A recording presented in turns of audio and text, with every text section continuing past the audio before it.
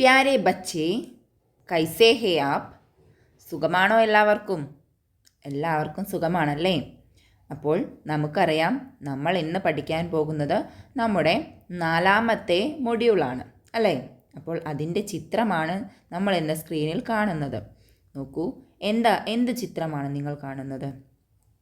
അതെ, നമുക്ക് കാണുമ്പോൾ തന്നെ അറിയാം അല്ലേ, ഇത് ഷാദീഗറാണ്.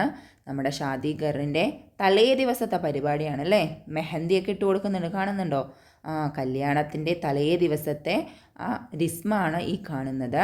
മെഹന്തി കാ റിസ്മ ആവാനാണ് സാധ്യത അല്ലേ? മെഹന്തിയൊക്കെ ഇട്ട് കൊടുക്കുന്നുണ്ട്. ഇവിടെ ലടിക്കിയാം നാച്തി ഹേ, അതുപോലെ തന്നെ ഇവിടെ ആരോ പാടുന്നുണ്ട്, ഗീത് അല്ലേ? ഗീത് ഗാത്താ ഹേ.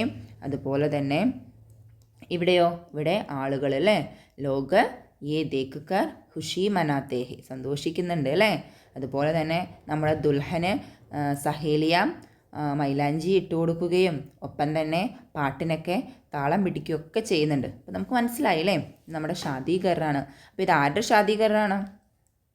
നമ്മുടെ അമലിൻ്റെ ബഹൻ അല്ലേ? അമലിൻ്റെ ബഹനായ ഷംലയുടെ കല്യാണമാണ്. അപ്പോൾ അവരുടെ ആ ഒരു ഇതാണ് കാണുന്നത് അല്ലേ? അവരുടെ ഷാദീഗറാണ് ഈ കാണുന്നത്. നോക്കൂ, നമ്മുടെ പാഠഭാഗം എന്താണെന്ന് നമുക്ക് ഇനി വായിച്ചു നോക്കാം.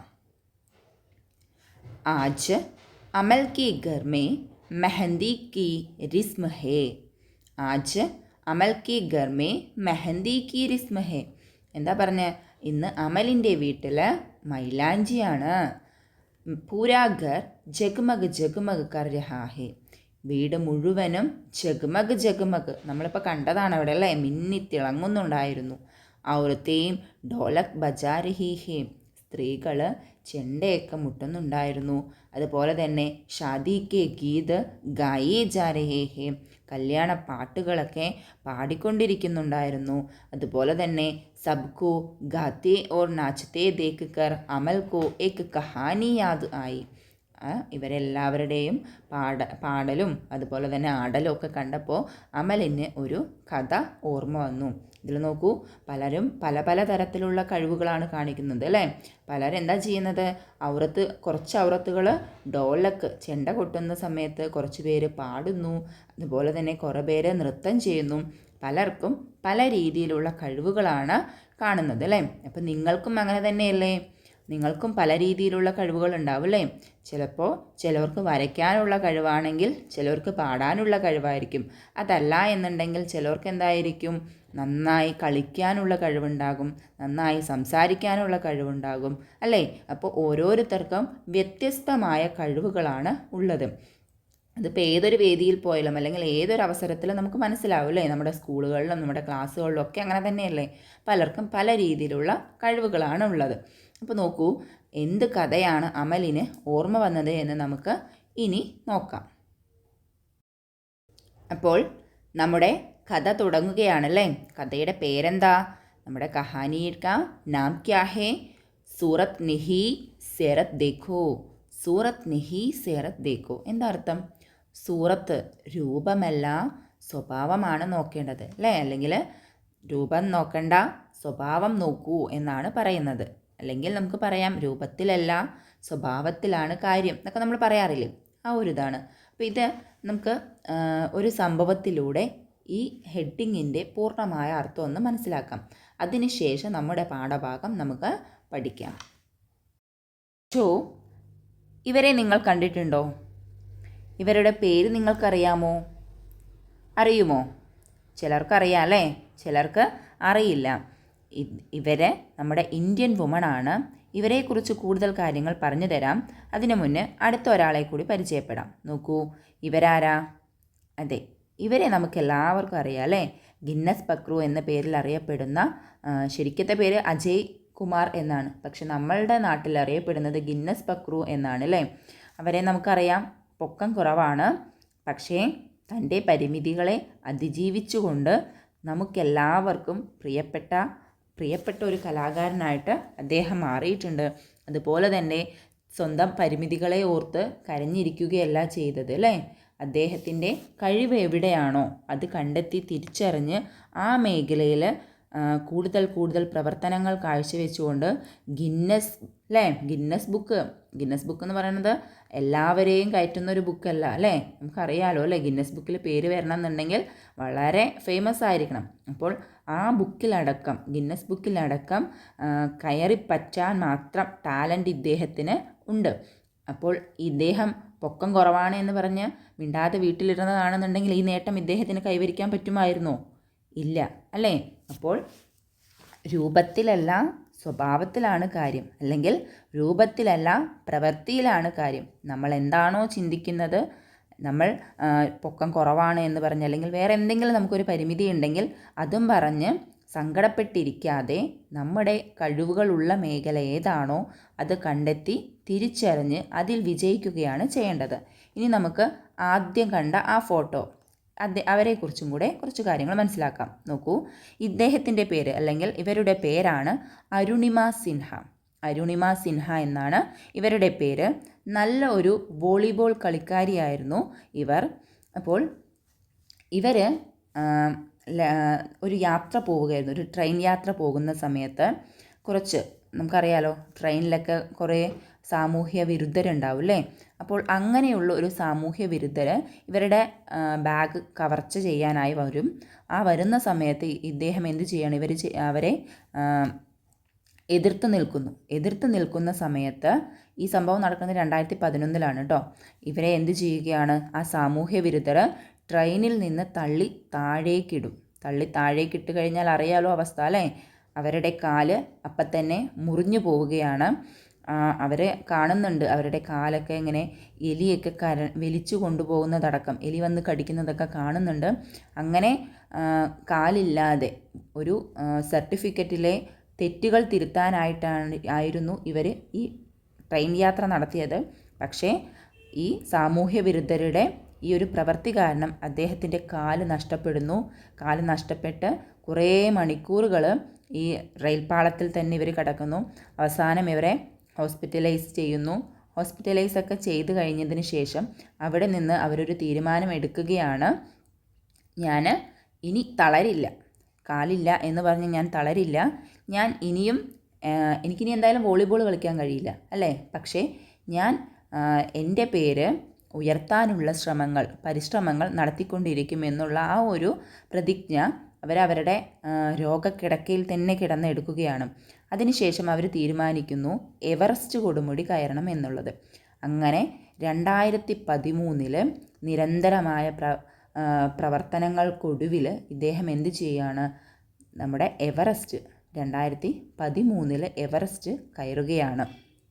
അപ്പോൾ അങ്ങനെ ഇവരെന്ത് ചെയ്തു, നമ്മുടെ ലോകത്തെ തന്നെ ആദ്യത്തെ വികലാംഗയായിട്ടുള്ള എവറസ്റ്റ് കീഴടക്കിയ വ്യക്തിയായിട്ട് മാറുകയാണ് നമ്മുടെ അരുണിമ സിൻഹ. അപ്പം നിങ്ങൾക്ക് ഇപ്പോൾ ഒരു ഏകദേശം ഐഡിയ കിട്ടിയിട്ടുണ്ടാവും അല്ലേ, എന്താണ് നമ്മുടെ പാഠഭാഗത്തിൻ്റെ ഹെഡിങ് എന്നുള്ളത്. സൂറത്ത് നഹി സേറത്ത് ദേഖോ, എന്താ, രൂപമല്ല സ്വഭാവം നോക്കൂ അല്ലേ, രൂപമല്ല പ്രവൃത്തി നോക്കൂ, അല്ലെങ്കിൽ രൂപമല്ല സ്വഭാവം നോക്കൂ എന്നാണ് പറയുന്നത്. അപ്പോൾ ഇവരുടെ രൂപം നോക്കിയാണോ വരുന്നത്? അല്ല അല്ലേ. ഇവർ എൻ്റെ കുറവുകൾ ഇങ്ങനെയാണ് എന്ന് പറഞ്ഞ് കരഞ്ഞിരിക്കുകയല്ല ചെയ്തത്. പകരം ആ കുറവുകളെയൊക്കെ മറികടന്ന് ഉയർന്ന സ്വപ്നങ്ങൾ കണ്ട് അത് നേടാനായിട്ട് കടുത്ത പരിശ്രമം നടത്തിയാണ് ഇവർ ഈ ഒരു നിലയിലെത്തിയത്. അപ്പോൾ നമ്മളുടെ ചുറ്റും അല്ലെങ്കിൽ നമ്മളിൽ പലർക്കും പലതരത്തിലുള്ള കുറവുകളുണ്ടാകും. പക്ഷേ നമ്മൾ നമ്മുടെ കുറവുകളിലേക്ക് മാത്രം നോക്കിയിരിക്കാതെ നമ്മുടെ മികവുകളിലേക്ക് നോക്കാനുള്ള സമയം കൂടി കണ്ടെത്തുക. അതിൽ നിന്ന് നമ്മുടെ വിജയം നെയ്തെടുക്കുക. ഓക്കെ, ഇനി നമുക്ക് നമ്മുടെ പാഠഭാഗം നോക്കാം. അപ്പോൾ ഇനി നമുക്ക് നമ്മുടെ കഥ തുടങ്ങാം അല്ലേ. നോക്കൂ, ഏക് ദിൻ കബൂത്തർ ने सोचा कि क्यों न सारे दोस्तों की दावत दी जाए. എന്താ പറയുന്നത്, ഒരു ദിവസം നമ്മുടെ കബൂത്തർ പ്രാവ് ആലോചിക്കുകയാണ്, എന്തുകൊണ്ട് എല്ലാ കൂട്ടുകാരെയും വിളിച്ചിട്ട് ഒരു വിരുന്ന് കൊടുത്തുകൂടാ, അല്ലെങ്കിൽ എല്ലാ കൂട്ടുകാരെയും വിളിച്ചിട്ട് ഒരു വിരുന്ന് കൊടുത്താലോ അല്ലേ. അവളെ വേഗം അവളുടെ കൂട്ടുകാരിയായ തത്തയുടെ അടുത്ത് പോവുകയാണ് കേട്ടോ. എന്നിട്ട് പറയാണ്, മിട്ടുമ്യ മേ സബ് ദോസ്തോം കോ ദാവത്ത് പർ ബുലാന ചാഹ്താ ഹും.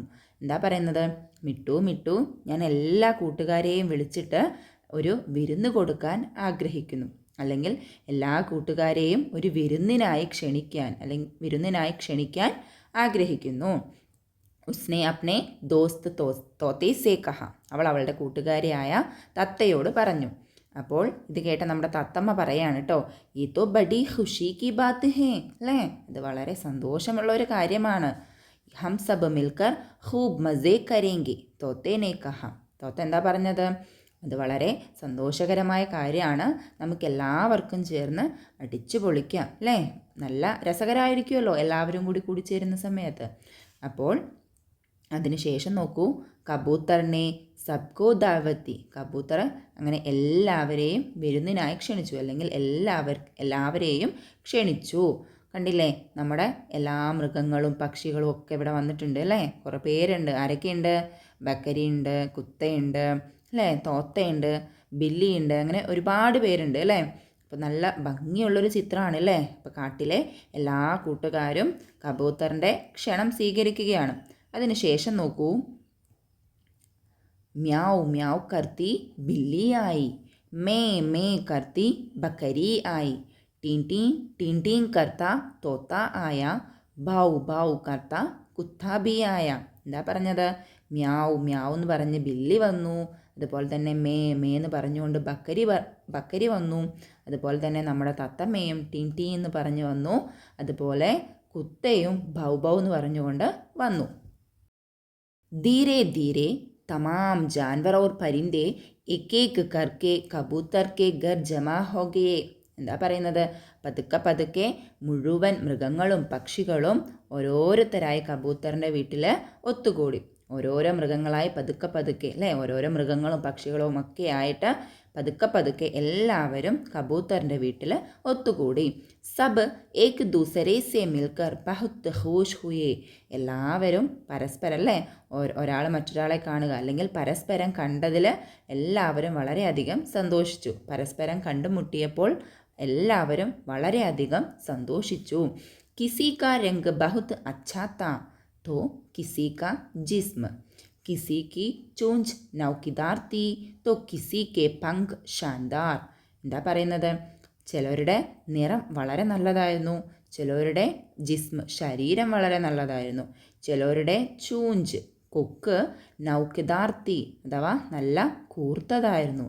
അങ്ങനെയാണെങ്കിൽ വേറെ ചിലരുടെ പങ്ക് ചിറക് വളരെ പ്രൗഢമായിരുന്നു. അപ്പോൾ പരസ്പരം എല്ലാവരും കണ്ട് സന്തോഷിക്കുകയും മറ്റുള്ളവരെയൊക്കെ നോക്കി അവരുടെ മികവുകളൊക്കെ നോക്കി വിലയിരുത്തുകയും കൂടി ചെയ്യുകയാണ് കേട്ടോ. നമ്മൾ അങ്ങനെയല്ലേ, കല്യാണത്തിനൊക്കെ പോയി കഴിഞ്ഞാൽ നമുക്കറിയാം, അല്ലേ, നമ്മൾ നമ്മുടെ ഡ്രസ്സ് നോക്കും, അതുപോലെ തന്നെ അവിടെ വരുന്നവരുടെ ഡ്രസ്സുകൾ നോക്കും, അല്ലേ, ഓരോരുത്തരുടെ ഡ്രസ്സിൻ്റെ നിറം എങ്ങനെയാണ്, അതിലെത്ര വർക്കുണ്ട്, അല്ലെങ്കിൽ സ്ത്രീകളൊക്കെ ആണെന്നുണ്ടെങ്കിൽ ആഭരണങ്ങൾ നോക്കും, അല്ലേ. അതുപോലെ നമ്മുടെ പരുന്തകളും എന്ത് ചെയ്യുകയാണ്? പരുന്തയും ജാൻവറും ഒക്കെ എന്ത് ചെയ്യാണ്? മറ്റുള്ളവരെയൊക്കെ ഇങ്ങനെ നോക്കുകയാണ് കേട്ടോ. അതിനുശേഷം നോക്കൂ, കബൂത്തർ സബ് ദോസ്തോ സെ മിൽക്കർ ബഹുത് ഖുഷ് താ. കബൂത്തറും എല്ലാ കൂട്ടുകാരെയും കണ്ടിട്ട് വളരെയധികം സന്തോഷവാനായിരുന്നു. ലേക്കിൻ കോയൽ കഹേ നസർ നഹി ആയി. പക്ഷേ ആരെ മാത്രം അവിടെ കണ്ടില്ല? കുയിലിനെ മാത്രം അവിടെ എവിടെയും കണ്ടില്ല. വഹ് മായൂസ് ഹോക്കർ തോത്തേ കെ സാത്ത് കോയൽ സെ മിൽനെ ഗയ. അവൾ വളരെ നിരാശയായിക്കൊണ്ട്, അല്ലേ, കാരണം എല്ലാവരും വന്നു, നമ്മുടെ കോയൽ മാത്രം വന്നില്ല. അപ്പോൾ എന്ത് ചെയ്യുകയാണ്?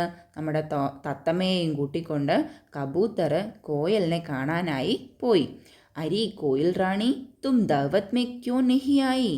കബൂത്തറിനെ പൂച്ച. കബൂത്തർ അവിടെ പോയതും ചോദിക്കുകയാണ്, കോയിൽ റാണി, നീ എന്താണ് വിരുന്നിന് വന്നില്ല, അല്ലേ. അപ്പോൾ നമ്മുടെ കോയിൽ മറുപടി പറയാണ്, മേ നഹി ആവൂങ്കി, മേരാ രംഗ് ബഹുത് കാലാ ഹേ. എന്താ പറയുന്നത്? ഞാൻ വരുന്നില്ല. എന്താ കാരണം? എൻ്റെ നിറം വളരെ കറുപ്പാണ്, എൻ്റെ മേരി ഷിക്കിൽ ബി അച്ചി നഹി, എൻ്റെ രൂപവും അത്ര നല്ലതല്ല. സബ് പരിന്തേ മേരാ മിസാക്ക് ഉഠായെങ്കേ കോയൽ ബോലി. എല്ലാ പക്ഷികളും എന്നെ പരിഹസിക്കും. കോയൽ വിഷമത്തോടുകൂടെ പറയാണ് കേട്ടോ. അപ്പോൾ എന്താ പറഞ്ഞേ? എൻ്റെ നിറം കറുപ്പാണ്, അതുപോലെ തന്നെ എൻ്റെ രൂപവും അല്ലെങ്കിൽ എന്നെ കാണാൻ അത്രയ്ക്ക് ചന്തമൊന്നുമില്ല, അതുകൊണ്ട് തന്നെ എന്നെ എല്ലാവരും പരിഹസിക്കും, അതുകൊണ്ട് ഞാൻ വരുന്നില്ല. അപ്പോൾ അത് കേട്ടപ്പോൾ നമ്മുടെ തോത്ത പറയുകയാണ്, അരി മേരി ബഹൻ एक बात कहूँ, तुम्हारी आवाज़ बहुत मीठी है, हर एक में कोई न कोई खूबी जरूर होती है. എന്താ പറയുന്നത്? പ്രിയപ്പെട്ട സഹോദരി, ഞാനൊരു കാര്യം പറയട്ടെ, നിൻ്റെ ശബ്ദം വളരെ മധുരമാണ്. എല്ലാവർക്കും എന്തെങ്കിലും ഒരു കഴിവ് തീർച്ചയായും ഉണ്ടാവും. ഓരോരുത്തരിലും ഓരോരോ കഴിവുകൾ തീർച്ചയായും ഉണ്ടാകും. തോത്ത പറഞ്ഞു. उसकी बातें सुनकर कोयल दावत में जाने के लिए राजी हो गई. അപ്പോൾ നമ്മുടെ തത്തമ്മ പറഞ്ഞത് കേട്ടപ്പോൾ കോയൽ എന്ത് ചെയ്യുകയാണ്? വിരുന്നിന് പോകാനായിട്ട് സമ്മതം അറിയിച്ചു കേട്ടോ, അല്ലെങ്കിൽ വിരുന്നിന് പോകാൻ റെഡിയായി. വോ ഉൻകെ സാത്ത് ദഅവത് മേ ഗയി. അവൾ എന്ത് ചെയ്യുകയാണ്? അവരുടെ കൂടെ വിരുന്നിനായിട്ട് അല്ലെങ്കിൽ ആ പാർട്ടിയിലേക്ക് പോയിട്ടോ. कोयल रानी, अगर तुम एक गीत गाओगी तो बड़ा मज़ा आएगा, खाने के बाद खरगोश ने कहा. അപ്പോൾ അവിടെ ഭക്ഷണം കഴിച്ചതിന് ശേഷം നമ്മുടെ ഖർഗോഷ് പറയാണ്, കോയൽ റാണി, നിങ്ങളൊരു പാട്ട് പാടുകയാണെങ്കിൽ നല്ല രസകരമായേനെ അല്ലേ, നല്ല രസമായേനെ, നിങ്ങളൊരു പാട്ട് പാടുമോ എന്നുള്ള അർത്ഥത്തിൽ നമ്മുടെ ഖർഗോഷ് കോയലിനോട് പറയുകയാണ്. അതിനുശേഷം നോക്കൂ, कोयल का गीत सुनकर सब जानवर और परिंदे झूमने और नाचने लगे. അപ്പം നമ്മുടെ കോയൽ പാടിയിട്ടോ, കോയൽ പാടുന്നുണ്ടല്ലോ അല്ലേ, കാണുന്നില്ലേ ചിത്രം? അപ്പോൾ കോയലിൻ്റെ പാട്ടൊക്കെ കേട്ടിട്ട് എല്ലാ മൃഗങ്ങളും പക്ഷികളും ഒക്കെ ഇങ്ങനെ താളം പിടിക്കാനും അതുപോലെ തന്നെ നൃത്തം ചെയ്യാനും ഒക്കെ തുടങ്ങി, ആടാനും നൃത്തം ചെയ്യാനും ഒക്കെ തുടങ്ങി. വാഹ് വാഹ് ക്യാ വാഹ് വാഹ് ക്യാ ബാത്ത് ഹേ, കിतना अच्छा होता अगर मेरी आवाज़ भी इतनी सुरीली होती, മോറിനെ കഹ അല്ലേ. അപ്പോൾ ഇത് കേട്ടിട്ട് നമ്മുടെ മോറ് പറയാണ്, അവളുടെ പാട്ട് കേട്ടിട്ട് മോറ് പറയാണ്, ഹായ്, ഇത്ര നല്ലതാണിത് അല്ലേ, ഒരു പക്ഷേ എൻ്റെ ശബ്ദവും നിൻ്റെ ശബ്ദം പോലെ ഇങ്ങനെ ഇമ്പമുള്ളതായിരുന്നെങ്കിൽ. ഇത് കേട്ട് യേസുൻകർ കോയൽ ബഹുത്ത് ഖുഷ് ഹുയി. അപ്പോൾ ഇത് കേട്ട് നമ്മുടെ കോയൽ വളരെയധികം സന്തോഷിച്ചു കേട്ടോ. അപ്പോൾ ഇതാണ് നമ്മുടെ കഥ. ഇതിൽ പരിന്തകളെയാണ് കഥാപാത്രങ്ങളെങ്കിലും നമ്മൾ ഇതിൽ നിന്ന് മനസ്സിലാക്കേണ്ട കുറേ കാര്യങ്ങളുണ്ട്. നമ്മളത് നേരത്തെ പറഞ്ഞു അല്ലേ, ഓരോരുത്തരിലും ഓരോരോ കഴിവുകളുണ്ട്. അപ്പോൾ ആ കഴിവുകളിലേക്ക് നമ്മൾ നോക്കുക, അതിനെ വളർത്തിയെടുക്കുക. അതല്ലാതെ നമുക്കുള്ള കുറവുകളിലേക്ക് നോക്കി നമ്മൾ നമ്മുടെ ജീവിതം ഒരിക്കലും പാഴാക്കരുത്. അപ്പോൾ ഇത്രയേ ഉള്ളൂ കഥ. നന്നായി വായിച്ചു മനസ്സിലാക്കുക, അതിലെ ആശയങ്ങളും ഉൾക്കൊള്ളുക, ജീവിതത്തിൽ പകർത്തുക. ഹുദാ ഹാഫിസ്.